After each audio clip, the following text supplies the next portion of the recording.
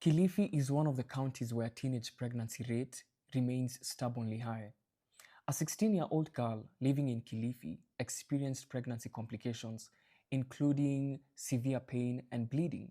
So she decided to go to a medical clinic where she was handled by a trained clinical officer. The girl complained of severe lower abdominal pain, vaginal bleeding, and dizziness. The clinical officer, upon examining her, made the conclusion that she had already lost the pregnancy and proceeded to provide emergency treatment in the form of post-abortion care. Later, plainclothes police officers stormed the clinic without notice or permission.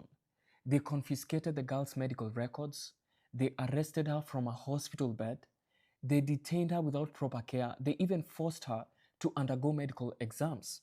This girl could not even afford bail, so she was jailed for over a month. And the clinical officer, despite declaring to the police that he is a trained health professional with a constitutional right to provide legal abortion services, he was arrested and detained for over 1 week. Now, Kenya's constitution allows abortion in 3 cases: when the life or health of a woman is in danger, in emergency situations, or as permitted by other laws.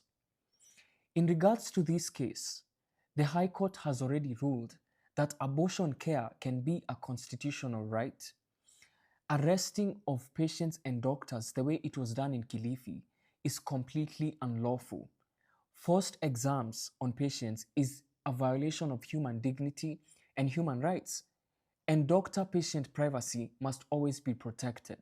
The conflict here right now is that young girls and health professionals are still being arrested.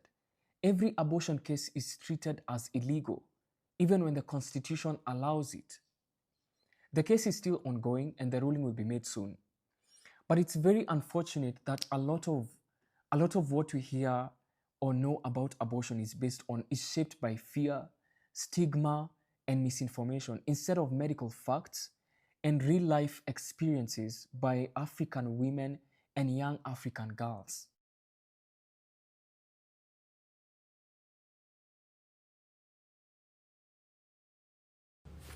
Hi guys, I really need you to listen to this.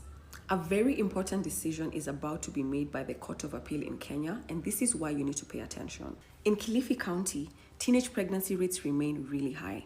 Here are some numbers that can paint a clearer picture for you. On average, an estimated 18.4% of girls aged 15 to 19 across Kenya have given birth, and that figure stands at 21.8% in Kilifi. Let me take you back. September 19, 2019, a pregnant 16-year-old girl went to a clinic with severe pain, bleeding, and dizziness. At this point, she needed urgent medical care. A trained clinical officer examined her and determined that she had already lost the pregnancy. They then proceeded to provide emergency treatment. But what happened next is what brought this case to court. Police officers stormed the clinic without permission, took the girl's medical records, and arrested her straight from the hospital bed. She was basically detained without proper care and forced to undergo medical examinations. Sadly, because she couldn't afford bail, she spent over a month in jail after an already gruesome ordeal. And that's not all. Even the healthcare provider who treated her, a trained professional acting within the law, was arrested and detained. In 2022, the High Court in Malindi ruled that what happened to them was unlawful, that what occurred violated the girl's dignity to privacy and right to access healthcare.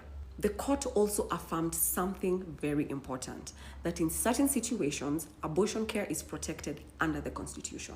If you didn't know, the law already allows abortion when a woman's life or health is at risk, in emergencies, or under other legal provisions.